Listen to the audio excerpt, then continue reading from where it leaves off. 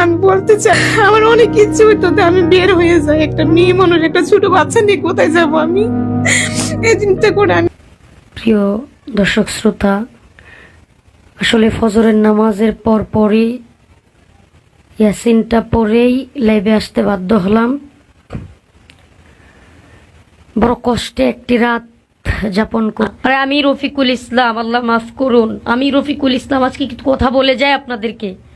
আল্লাহ কোন সৃষ্টিকে ইচ্ছা স্বাধীনতা দেয়। আজকের ভিডিওটি অত্যন্ত গুরুত্বপূর্ণ। আমি আশা করব যে আপনারা সম্পূর্ণ ভিডিওটি দেখবেন, আর এই সম্পূর্ণ ভিডিওটি দেখলে আপনারা বিস্তারিত জানতে পারবেন। আপনাদের কাছে আমার ছোট্ট একটি অনুরোধ, যদি আপনারা আমার চ্যানেলে নতুন হয়ে থাকেন তাহলে সাবস্ক্রাইব করবেন, পাশে থাকা বেল আইকনটি বাজিয়ে দিবেন। আর এখন চলুন কথা না বাড়িয়ে এক এক করে ভিডিওগুলো দেখে আসি। আসসালামু আলাইকুম ওয়া রাহমাতুল্লাহি ওয়া বারাকাতুহু।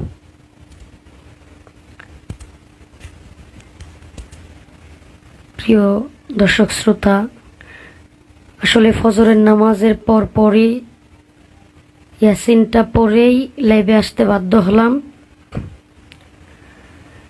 বড় কষ্টে একটি রাত যাপন করেছি, এটা বলার মতো ভাষা আমার জানা নেই।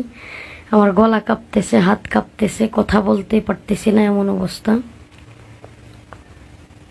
এত বড় আঘাত, এত বড় ধাক্কা জীবনে কখনো খেয়েছি কিনা আমার জানা নেই।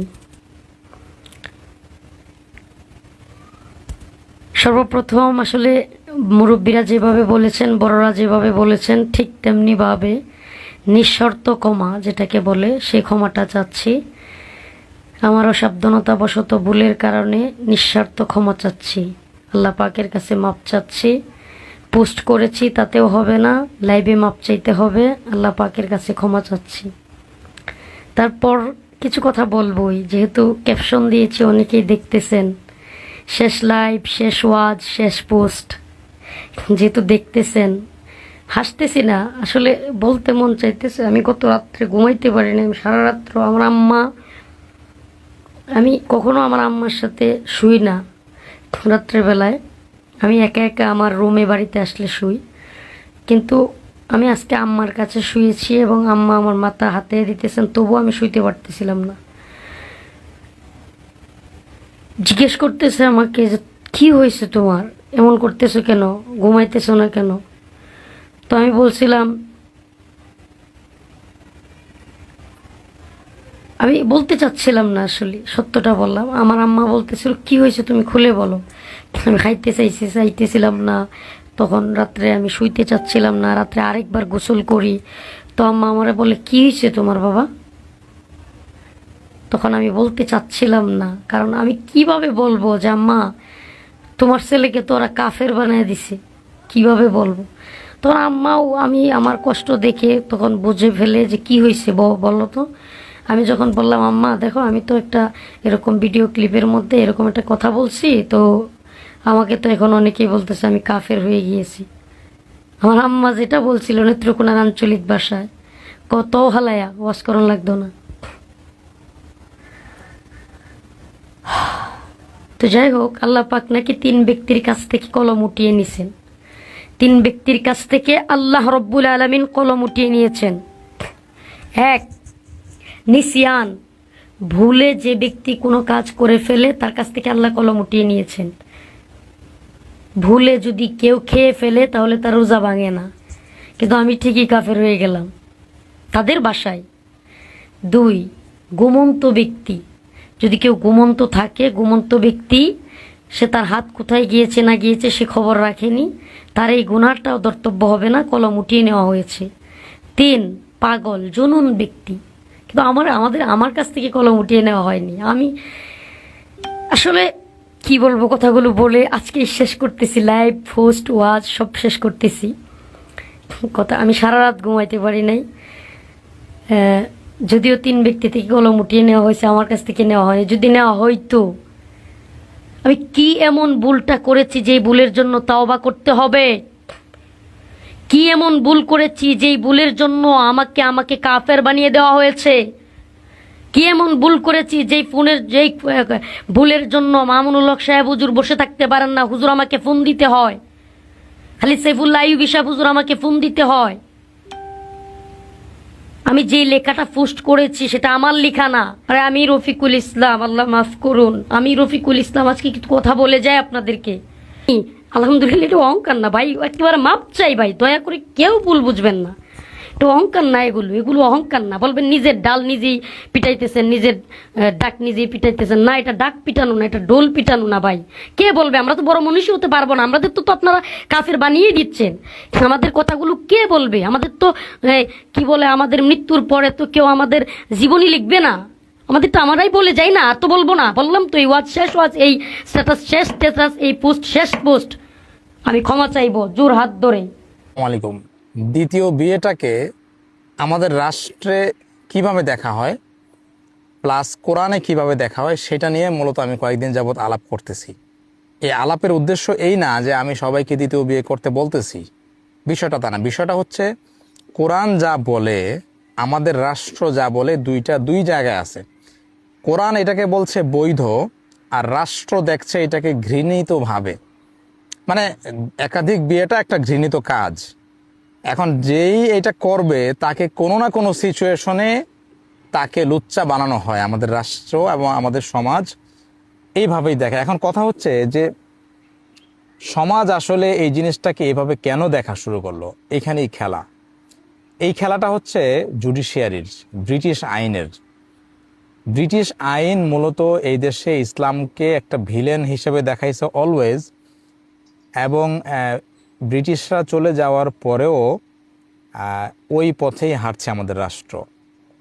তার সবচেয়ে বড় কারণ হইল এই জুডিশিয়ারি যে ব্যবস্থাপনা, এইটা হচ্ছে মানুষের মেন্টালিটিকে পরিবর্তন করে। আপনি যদি দেখেন সৌদি আরব বা আরব বিশ্বে এই বিয়েটা, একাধিক বিয়ের বিষয়টাকে ঘৃণিতভাবে দেখা হয় না।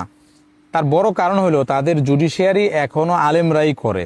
মানে মুসলিম যে পারিবারিক আইন বলেন বা বিচার ব্যবস্থা যেটা, এইটা মুসলিম রাষ্ট্রে আলেমরাই করে।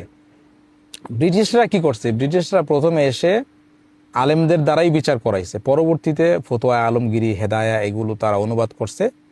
অনুবাদ করে ব্রিটিশ কাজীরা আধুনিক আইন প্লাস ইসলামের আইন দিয়ে তারা আইন বানাইছে। তো এরপর থেকে মূলত ইসলামের যে আইনটা রাষ্ট্রীয় আইনের খেলাফে গেছে, সেটাকেই আসলে জঘন্য হিসেবে মানুষের মস্তিষ্কে এটা জায়গা করে নিছে।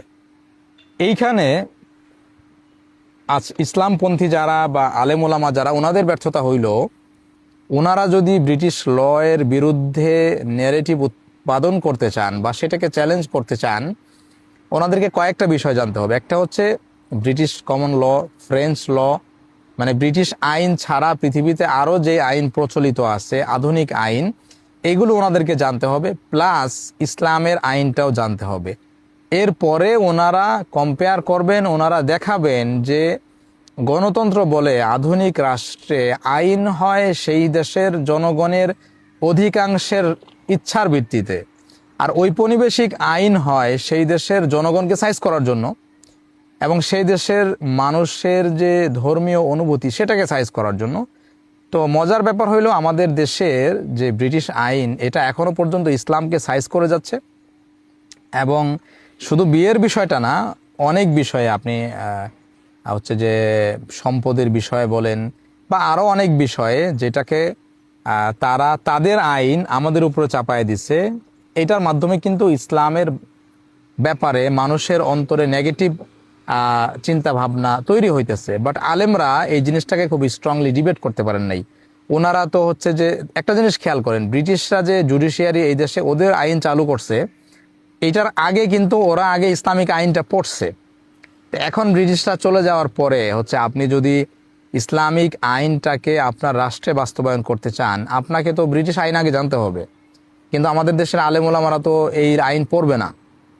তারা তাদের ছাত্রদেরকে হচ্ছে কোর্টে পাঠাবে না যে তোমরা এই আইনটা পড়ো, এই আইনটা দেখে এই আইনের পয়েন্টগুলো নোট করো যে কি কি আইন ইসলামের বিরুদ্ধে যাচ্ছে, তারপর সেটার বিরুদ্ধে রিড করো, সে আইনকে চ্যালেঞ্জ করো যে ওই আইনটা যেটা 200 বছর আগে করা হয়েছে, সে আইনটা আজকের জন্য প্রযোজ্য না, সে আইনটা এই দেশের মানুষের অধিকার নিশ্চিত করে না। কিন্তু এই ধরনের কোনো চ্যালেঞ্জ তো ইসলামপন্থীরা করে নাই। কেউ কেউ আছে ইসলামপন্থী, তারা হুঙ্কার দেয় যে গণতন্ত্র আমাদের শত্রু। এই হুঙ্কারটা কেন দেয় জানেন? কারণ হলো ব্রিটিশদের সাথে 200 বছর বছর যে তাদের লড়াইয়ের ইতিহাস, এটা হলো লজ্জার ইতিহাস, পেরে ওঠে নাই। 1947-এ ব্রিটিশরা চলে যাওয়ার পরেও আজও পর্যন্ত এই দেশের মুসলমানরা তাদের আইন বাস্তবায়ন করতে পারে নাই, কোরআনের আইন বাস্তবায়ন করতে পারে নাই। ব্রিটিশ আইন দ্বারা তারা এখনো শোষিত হইতেছে। সো এখন ওইটার সাথে ফাইট করে না পেরে এখন নতুন শত্রু বানাইছে গণতন্ত্রে, যেটা বোবা প্রাণী, যে গণতন্ত্রই মূল শত্রু, গণতন্ত্রের বিরুদ্ধে এখন লড়াই করব। তো আপনি আগের শত্রুর বিরুদ্ধে লড়াই করেন না কেন? আপনি যদি আগের শত্রুর সাথে লড়াই করেন, হেরে যে আবার নতুন শত্রু ধরেন, তাহলে আপনার শত্রু দুইটা হয়ে গেল না? আপনি আগের শত্রুটার বিরুদ্ধে লড়াই করেন। আপনি তো আমাকে গতকালকে একজন বলছেন, মানে আমি মুসলিম পন্থীদেরকে রাষ্ট্রীয় গুরুত্বপূর্ণ পদে যাওয়া, আইনি প্রক্রিয়াতে যাওয়ার ব্যাপারে উৎসাহিত করার কারণে আমাকে একজন বলছেন, ভাই আপনি ফুটবল খেলবেন, যে আরেকজন আইন বানাই দিয়ে গেছে তার আইনে আপনি ফুটবল খেলবেন? তা আমি বলছি যে ভাই তাহলে আপনি পাশ করবেন কি? আমি বলছি যে দেখেন, তার আইনগুলো যদি আমি ভালো মতো রপ্ত করতে পারি তাহলে তার আইনেও তাকে হারানো সম্ভব। আর আপনি ফুটবল খেলার কথা বলতেছেন, আপনি তো ফুটবল খেলতেই আসতে পারেন না, আপনি তো দর্শক সারিতে ছিলেন। এই দেশের রাষ্ট্র কিভাবে চলে এই ব্যাপারে ইসলামপন্থীরা কখনো রাষ্ট্রের ভিতরে ঢুকে ফাইট করতে পারে নাই। তারা সবসময় বাইরে থেকে চিল্লাইছে, যার কারণে আপনি সংসদ সদস্য বলেন, যারা আইন পাশ করে, আপনি বাংলাদেশের বিচারপতি বলেন, কোনো আলেম বিচারপতি হইতে পারছে বাংলাদেশের ইতিহাসে? নাকি সে হওয়ার চেষ্টা করছে? ইসলামী মূল্যবোধকে বাস্তবায়ন করতে চায়, ইসলামী আইনকে এই দেশের আইনের মধ্যে ঢুকাইতে চায়, এমন চেতনা সম্পন্ন কেউ কি বিচারপতি হয়েছে বাংলাদেশে? তাহলে আইন কিভাবে পাল্টাবে? এবং আলেমদেরকে আমি দেখলাম যে আলেমরা নেরিবাদের কেউ খুবই ভয় পায়, যার কারণে আলেমদের যে বক্তব্য সেখানেও দেখা যায় যে নেরিবাদকে সাপোর্ট করেই তারা বক্তব্য দেয়। আলেমরা একাধিক বিয়ের বিষয়টা কোরআনে যেখানে স্পষ্টভাবে হালাল বলা হয়েছে, সেটাকে হালাল বলতে তারা ভয় পায়। তারা হচ্ছে যে ঘুরে ফিরে যে একাধিক বিয়ে করে তারে ভিলেন বানানোর চেষ্টা করে। কেন ভাই এত ভয় পান কেন?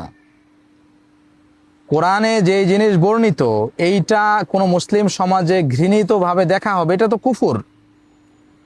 কোরআন যেটাকে, হ্যাঁ আপনি প্রশ্ন তুলতে পারেন যে একাধিক বিয়ে তারই করা উচিত যার হচ্ছে টাকা আছে, যার শারীরিক মানসিক ক্ষমতা আছে, সেই করবে। এখন এই প্রশ্ন যদি আপনি করেন তাহলে তো এক বিয়ের বেলায় প্রশ্ন আসবে। এক বিয়ে তো সেই পুরুষের জন্য জায়েজ নাই যার কাছে টাকা নাই, যার স্বাস্থ্য ভালো না, যে একজন নারীকে ভালো রাখতে পারবে না, তার তো এক বিয়ে করাও জায়েজ নাই, তার জন্য তো রোজা রাখার বিধান। তাহলে ওইটা নিয়ে কেন প্রশ্ন করেন না? তারপরে হচ্ছে যে নারীর উপরে যে আরও জুলুম হয় সেগুলো নিয়ে কেন প্রশ্ন করেন না? নেরিবাদের কাজ কি? নেরিবাদের কাজ হলো বাংলাদেশে কোনো নারীর যদি হিজাব পরতে অসুবিধা হয় তার বিরুদ্ধে প্রশ্ন, মানে তার পক্ষে, মানে হচ্ছে যে আপনি প্রশ্ন তোলা। হ্যাঁ, নেরিবাদ এটাও বলে যে কেউ যদি হিজাব না পড়তে চায় তারে জোর করে হিজাব পরানো যাবে না, এটা নেরিবাদের বক্তব্য আমি বলতেছি। তো শুধুমাত্র আপনি নেরিবাদ মানে শার্ট প্যান্ট পরার স্বাধীনতা, কিন্তু যিনি বোরকা পরেন আমার মা বোন, তার বোরকার ব্যাপারে, বোরকা পরার অধিকারের ব্যাপারে নেরিবাদ চুপ থাকে কেন? তো আমার মূল বক্তব্যের উদ্দেশ্য হচ্ছে কোরআন যে লেন্সে আমাদেরকে দেখতে বলে, কোরআনের দৃষ্টিতে যেটা সাদা সেটাকে সাদা বলার সাহস থাকতে হবে। অ্যাটলিস্ট মুসলিম দেশে কোরআন যেটাকে কালো বলে সেটা কালো বলার স্বাধীনতা থাকতে হবে। কোরআনের দৃষ্টিতে একাধিক বিয়ে এটা হচ্ছে একটা বৈধ ব্যাপার। মনে করেন আল্লাহ তাআলা যে সমস্ত খাবার হালাল করছেন, সেই সমস্ত খাবার খাওয়া যদি হালাল হয় এবং সেই খাবার যদি আমার দেশে আমাকে খাইতে না দেওয়া হয়, তাইলে তো আমি এটা কোনো মুসলিম দেশ বলার সুযোগ নেই। তো বাংলাদেশের যে সেকুলার কাঠামো বা ঔপনিবেশিক কাঠামো, এই কাঠামোতে অটোমেটিক কোরআন চিপায় পড়বে। এই কাঠামোতে অটোমেটিক ইসলামের বিধানকে আপনার হচ্ছে যে এটাকে জঘন্যভাবে উপস্থাপন করা হবে। এবং আলেমরাও নিজেদের জনপ্রিয়তা ধরে রাখার জন্য, একজন আলেম দেখলাম সাইদুর রহমান, যে কিছুদিন আগে ব্যবসায়ী, কিছুদিন আগে সে হয়েছে যে মুক্তি পাইছে, আমি তার মুক্তির ব্যাপারে কথা বলছিলাম। সে প্রথমে খুব সুন্দর করে কথা বললো। সে বলল আলেমরা বধূ বিক্রি করে, আলেমদেরকে আরও প্রোডাকশন লেভেলে যাইতে হবে, তাদেরকে আইটিতে এক্সপার্ট হইতে হবে, অনেক ভালো কিছু বলার পরে সে এটার সাথে দ্বিতীয় বিয়েটা ভরাই দিল। সে বলতেছে যে শুধুমাত্র দ্বিতীয় বিয়ে নিয়ে পড়ে থাকলে হবে না। আরে ভাই, আপনি কোরআনের একটা জিনিসকে, হালাল জিনিসকে সমাজ হারাম বলতেছে, এটা নিয়ে আমি কথা বলবো না? তাইলে আমি যদি আমার রাষ্ট্রে আমি কোরআন মানতে না পারি তাহলে আমি কোথায় মানব? আপনি বিজনেসের কথা বলেন, আমার কোনো আপত্তি নাই, কিন্তু এটার সাথে দ্বিতীয় বিয়েটাকে টেনে এনে আপনার যোগ্যতা দিয়ে কোরআনকে কেন বাস দিতে হবে? ম্যাক্সিমাম আলেমদের ক্ষেত্রে আমি এটা দেখছি যে তারা নারীবাদের বিরুদ্ধে তারা ঝেড়ে কাশতে পারে না। কোরআনে যেটাকে সাদা বলা হয়েছে সেটা তারা সাদা বলতে চায় না, তারা সেটাকে অফ হোয়াইট বলে। কেন ভাই? আপনারা হুমকি দিয়ে ইসলাম কায়েম করবেন, তো স্পষ্ট করতে পারেন না কেন? যে আধুনিক বিশ্বের মানে কোরআনকে যে ব্রিটিশ আইনের দ্বারা কোরআনকে যে একটা মানে খারাপভাবে উপস্থাপন করা হইতেছে কোরআনের বিধানকে, এটা আপনারা ঝেড়ে কাশেন না কেন? আপনারা মানুষের কাছে স্পষ্ট করেন। যেহেতু মানুষ মাদ্রাসায় পড়তে পারে না, আর মানুষ শুধু রাষ্ট্রের আইন জানে, তো রাষ্ট্রের আইনটা কিভাবে ইসলামের সাথে সাংঘর্ষিক এটা বোঝান, সেই আইনের বিরুদ্ধে চ্যালেঞ্জ করেন। গণতন্ত্র তো আপনাকে এইটাই বলে। ভালো থাকবেন, আল্লাহ হাফেজ। ভাই বলার মতো কোনো কিছু নাই। আঙ্গ শিশু বক্তা রফিকুল ইসলাম মাদানি তিতপুরির লাইন একটা বেড়া, এই বেড়া বলে 2 বিয়া করে। তোমার যদি 2টা লাগে তাহলে তোমার তো সুস্থ যারা আছে, তুমি তোমার তো 4 ইঞ্চি মানুষ, যারা 6 ইঞ্চি, হ্যাঁ কয় বউ লাগবো? হ্যাঁ, তোমার বংশের বাতি জ্বালানো লাগিয়া তোমার বউ গর্ভবতী হয়েছে, আর তুমি সেই সুযোগে তুমি 2য় বিয়ে করে লাইছ। আবার কি কইছ? হাদিসের দোহাই দিয়া। তোমরা তো হইছো গিয়া মাওলানা মানুষ, তোমার লইয়া তো বেশি কিছু বলা যাইব না। তিতপুরি লেন বেড়া হইয়া যদি তোমার 2টা বউ লাগে, তো আঙ্গ বিদেশ যে আঙ্গ প্রবাসী ভাইরা যে ফুরে রইছে দিনের পর দিন না খাইয়া না লইয়া, হ্যাঁ কি মন চায় না বলল ঘুমাইতো? হ্যাঁ কি মনটাই চায় না নতুন নতুন জিনিস খাইতো? তে হেরা খায় না কা? হ্যাঁ, হ্যাঁ গো ভিতরে মায়া দয়া আছে, কিন্তু তুমি আলেম হইতার, কিন্তু তোমার ভিতরে কোনো মায়া দয়া নাই। তুমি হচ্ছে একটা কাফের মিয়া, তোমার ভিতরে কোনো মায়া দয়া নাই। আর নাই তো তোমার বউ তোমার বংশের বাতি জ্বালানোর লাগিয়া গর্ভবতী হয়েছে, আর তুমি তারে ফালাই থিয়া আর একটা বিয়া করে গেছ। যেই সময়টা স্বামীর পাশে থাকার দরকার, ওই সময়টাতে তুমি মহিলাটারে কি একটা অবস্থায় রাখছো, চিন্তা আর টেনশনের মধ্যে ঢুকাই রাখছো। আর মিয়া তোমার ভিতরে কি কোনো মায়া দয়া আছে? তুমি আলে মলি কি হইব, তোমার ভিতরে মায়া দয়া নেই। তোমার চেয়ে বেশি মায়া দয়া আছে আমাকে প্রবাসী বাইরা যারা আছে, তাকে কাছে একটা শিক্ষা দিলে তারা না পারে এখন রক্ত বিচ্ছা তো মানুষের সাহায্য সহযোগিতা করতো। আর তুমি দেশও থাইকা বোর লোকে খাইয়া ঘুরে ফিরা হিয়ার পরে তো তুমি তোমার বোরে তুমি বাচ্চা হওয়ার 1 সপ্তাহ আগে তুমি সুখবর দিছ যে 2য় বিয়ে করার লাগবো যদি পাপের তেনে বাঁচতে হোক। তুমি ডুল ফিডাইতে গেছো কি লেগে? তোমার বিয়ার দরকার, তুমি বিয়া করো, তোমার না করছে কেটা? ডুল ফিডাই বিয়া করার লাগবো? তুমি দেমনি তিতপুরি লেন মানু, তুমি 4 ইঞ্চি মানু, তোমার আর 6 ইঞ্চি যারা আছে তাহলে হেরা কি করবো? 6 ইঞ্চি যারা আছে হেরা কি করবো? তোমার 4 ইঞ্চি মানু ইয়া যদি তোমার এই 2টা লাগে। নাস্তিক এবং রাম বাম পাড়ায় আগুন লেগে গেল, তাদের পাছায় আগুন লেগে গেল। আমাদের রফিকুল ইসলাম মাদানী ভাই 2য় বিবাহ আবদ্ধ হওয়ার কারণে, মানে মুসলমানের বাচ্চা কিন্তু তার রীতিনীতি কালচার হচ্ছে নাস্তিকের মতন, মুনাফিকদের মতন। অথচ শরীয়তের বিধান একাধিক বিয়ে সে যদি সমান অধিকার দিয়ে রাখতে পারে, 1টা 2টা 3টা 4টা করতে পারবে, আল্লাহ পাকের বিধান।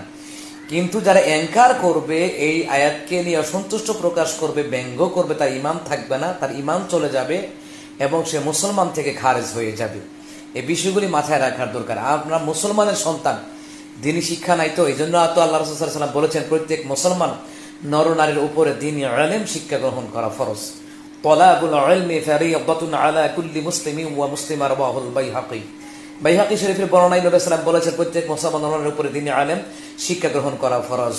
প্রত্যেকটি মুসলমান যদি দিনী ইলম শিক্ষা গ্রহণের ব্যাপারে যদি তাদের ইলম থাকতো, তাহলে একাধিক বিয়ে নিয়ে তারা ট্রল করতো না। অথচ দেখেন পতিতালয়ে হাজারো হাজারো শত শত নারী তাদের ইজ্জত সম্ভ্রমহানি করে আগাম কুকাম করে পতিতালয়ে আবাসিক হোটেলে আগাম কুকাম করে জানার গুনাহ করছে এবং তাতে সরকারও ট্যাক্স নিচ্ছে, তারাও পাপের ভাগীদার হবে। সুতরাং গোপনে আকাম কোকাম করার চাইতে একাধিক বিয়ে করাটা অধিক উত্তম। তো বাংলাদেশে যেভাবে ট্রল করা হয়, মুসলমানের বাচ্চা হয়ে যেইভাবে একাধিক বিয়ে নিয়ে ট্রল করে, অথচ দেখেন যে আবাসিক হোটেলে গিয়ে রাত দিন যাপন করছে অসংখ্য মানে চরিত্রহীন পুরুষগুলি। কিন্তু অসংখ্য চরিত্রহীন পুরুষগুলি আবাসিক হোটেলে পতিতলে যাওয়ার কারণে তার স্ত্রী, তার ছেলে মেয়ে, তার পিতা মাতা, তার নিজেরও রিজিক এবং বরকত এবং কামারের যদি অসংখ্য বরকত কমে যাচ্ছে, সেই দিকে কিন্তু খেয়াল নেই। অনেক নারীরা মনে করে আমার স্বামী মাসাল্লাহ 1 নাম্বার, কিন্তু সে হোটেলে গিয়ে রাত কাটায়, দিন কাটায়। ঠিক আছে, তো আমার কথা হলো রফিকুল ইসলাম মাদানী সাহেব কিভাবে দ্বিতীয় বিবাহ করলেন? নবী সাল্লাল্লাহু আলাইহি ওয়াসাল্লাম আল্লাহর বিধান যেভাবে তরিকায় মেনে, আল্লাহর বিধান মেনে করেছেন, আমাদের রফিকুল ইসলাম মাদানী ভাই তিনি সেই আল্লাহর বিধান মেনেই রাসূল সাল্লাল্লাহু আলাইহি ওয়াসাল্লামের তরিকায় তিনি দ্বিতীয় বিবাহ বন্ধনে তিনি আবদ্ধ হয়েছেন। আমরা বাংলাদেশের মুসলমান মানে এতটা অজ্ঞ, এতটা মূর্খ, মানে এতটা জাহেল যে ওরা যদি নবী আলাইহিস সালাতু ওয়াস সালাম পৃথিবীতে জীবিত থাকতেন আর নবী সাল্লাল্লাহু আলাইহি ওয়াসাল্লাম মতান্তরে 11 জন বিবি ছিলেন, এরা যে যা পরিমাণ ট্রোল করতো, মুসলমানের বাচ্চা, এগুলি নাস্তিকের বাচ্চা, এগুলি মুনাফিকের বাচ্চা। হযরত আবু বকর সিদ্দিক রাদিয়াল্লাহু তাআলা যার ব্যাপারে 8টা জান্নাতের দরজা থেকে ডাক আসবে, তিনারা কিন্তু একাধিক বউ ছিল। হযরত উসমান রাদিয়াল্লাহু তাআলা আনহুর তিনারও কিন্তু একাধিক বউ ছিল, এবং হযরত আলী রাদিয়াল্লাহু তাআলা তিনারও কিন্তু একাধিক বউ ছিল, হযরত ওমর রাদিয়াল্লাহু তাআলা আনহু তিনারও কিন্তু একাধিক বউ ছিল। কিন্তু কোন সাহাবীরা কিন্তু ট্রোল করে নাই, কারণ সাহাবীরা ছিল আল্লাহর বান্দা, নবী সাল্লাল্লাহু আলাইহি ওয়াসাল্লামের সাহাবী, নবী সাল্লাল্লাহু আলাইহি ওয়াসাল্লামের আশিক, এবং তারা আল্লাহর কোরআন, নবী সাল্লাল্লাহু আলাইহি ওয়াসাল্লামের হাদিসের রীতিনীতি মানতেন, বিশ্বাস করতেন। যদিও অনেক সময় অনেকে একাধিক বিয়ে করতে পারেন না, একটা নিয়ে আছেন, কিন্তু একাধিক বিবাহকে সে ট্রোল করে না, তার মানে তার ঈমান ঠিক আছে। কিন্তু আপনি ট্রোল করবেন, ব্যঙ্গ করবেন, তো নাস্তিকের বাচ্চা, এটি মুনাফিকের বাচ্চা, আল্লাহর বিধানকে নিয়ে ব্যঙ্গ করে। দিনী আলেম না থাকার কারণে ওরা হালাল বিধানকে নিয়ে ব্যঙ্গ করে। হাসর ময়দানে এই হালাল বিধানকে ব্যঙ্গ করার কারণেও তোমাকে হাজি গাজি যতই বুজুর্গি মারাও না, জাহান্নামে যাওয়ার কারণ হয়ে যাবে। আমার মনে হয় আবু বকর, ওমর, ওসমান রাদিয়াল্লাহু তাআলা আলাইহিম আজমাইন, আলী রাদিয়াল্লাহু তাআলা অসংখ্য সাহাবীরা একাধিক বিবাহ করেছেন, সমান অধিকার দিয়ে রেখেছেন, এমনকি গরিব থাকার পরও একাধিক বিয়ে করেছেন। তারপরও কিন্তু তারা কেউ কাউকে নিয়ে ট্রোল করে নাই। কিন্তু আমার দেশে তো মুসলমান নাস্তিক, ঘরে ঘরে মুনাফিক নাস্তিক আছে, যাদের কাছে আল্লাহর রীতিনীতি কিছু ভালো লাগে, অধিকাংশ ভালো লাগে না। 100%-এর মধ্যে তার কাছে 3% ভালো লাগে, 97% তার কাছে ভালো লাগে। এরকম ঘরে বাইরে বাংলাদেশের নাস্তিক মুনাফিকদের অভাব নাই, মিলাইয়া দেখেন। আরে এটা হালাল বিধান নিয়ে ট্রোল করার কি আছে? এইদিকে যে ভারতবর্ষে মুসলমানদের উপরে স্ট্রিম রুলার, অত্যাচার স্ট্রিম রুলার চালু করে দিচ্ছে, খবর আছে মিয়া? তুমি হালাল জিনিস নিয়ে তুমি ফডর করতেছো, আর ওইদিকে মুসলমানদেরকে কি অবস্থা করতেছে ভারতে, কি অবস্থা করে, ঘর বাড়ি মসজিদ সবকিছু জ্বালিয়ে দিচ্ছে, ভাঙচুর করছে, মুসলমানদেরকে রাম রাম বলাচ্ছে, আঘাত করছে, মেয়েদেরকে সম্ভ্রম হানি করছে, অত্যাচার করছে। সেটা নিয়ে প্রতিবাদী লেখালেখি কর ফেসবুকের মধ্যে, হারামির দল, নাস্তিকের দল, মুনাফিকের দল। আমি তো অন্য আলেমদের মতো সুশীল না, আমি যেটা সত্য বাস্তব এটা প্রতিবাদ করি। গতকালকে বলেছি না যে মাদ্রাসায় বলাৎকার এবং জেনা, বেবিচার, আকাম কুকামে ধরা খাবে, মাদ্রাসা হোক, স্কুল হোক, কলেজ হোক, সত্যিকারী অর্থ তদন্ত করে বিচার করতে হবে। আমি কিন্তু বিচারের কথা বলেছি, প্রমাণাদি যখন পাবে যেই হোক বিচার করতে হবে। কিন্তু মাদ্রাসার ক্ষেত্রে আপনি এক করে ঝাঁপায়া পড়বেন, স্কুল কলেজের ক্ষেত্রে আপনি কোনো কিছুই বলবেন না। আমার কথা হলো যেই অপরাধী হোক না কেন বিচার আওতায় আনতে হবে অবশ্যই। তো আমার কথা হলো একটা, রফিকুল ইসলাম মাদানী বা দ্বিতীয় বিবাহ আবদ্ধ হয়েছেন, আলহামদুলিল্লাহ, কারণ বিবাহের দ্বারা হালাল জাদা পয়দা হবে। এই দেশে পহেলা বৈশাখ আসলে, 14 ফেব্রুয়ারি আসলে আবাসিক হোটেলে এবং 14 ফেব্রুয়ারি বিশ্ব বেহা দিবস উপলক্ষে কত হসপিটালে, ডায়াগনস্টিক সেন্টারে, বিভিন্ন মেডিকেলে যারও সন্তানগুলিকে অ্যাবর্শন করে চলে আসে অনেক মেয়েরা, স্কুল কলেজে বিভিন্ন প্রতিষ্ঠান থেকে। ওইগুলো নিয়ে লেখালেখি কোথায়? একজনে দ্বিতীয় বিবাহ করেছে, এটা নিয়ে করে পাশার মধ্যে আগুন ধরে এলাফালাফি শুরু করছো। এটা তো আল্লাহর বিধান। অসংখ্য বুজুর্গানের দিন ওলামায়ে কেরাম, আল্লাহর অলিগণ, আশরাফুল থানভী রাহমাতুল্লাহ আলাইহি সহ অনেক আল্লাহর অলিগণ, ভালো করে শাহজালাল শাহপুরানের জীবনী পড়ে দেখেন, অসংখ্য আল্লাহর অলিগণেরও একাধিক বউ ছিল।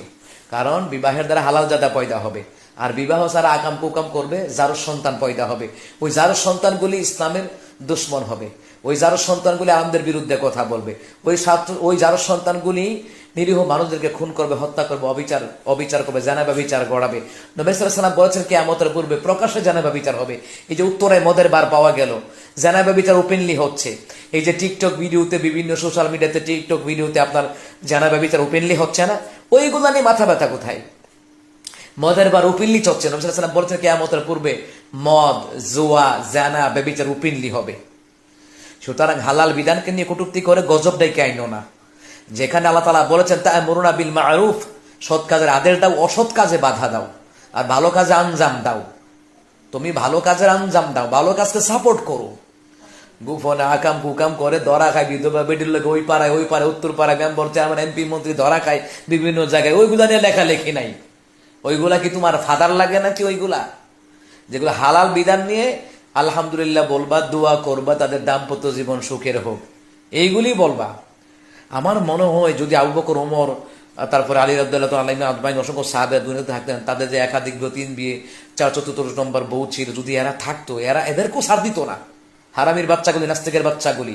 অথচ ওনারা দুনিয়ায় থাকতে জান্নাতের টিকিট পেয়েছেন, জান্নাতের সুসংবাদ পেয়েছেন। বিবাহ আল্লাহ একটা ফরজ বিধান, আলহামদুলিল্লাহ তার তো সামর্থ্য আছে।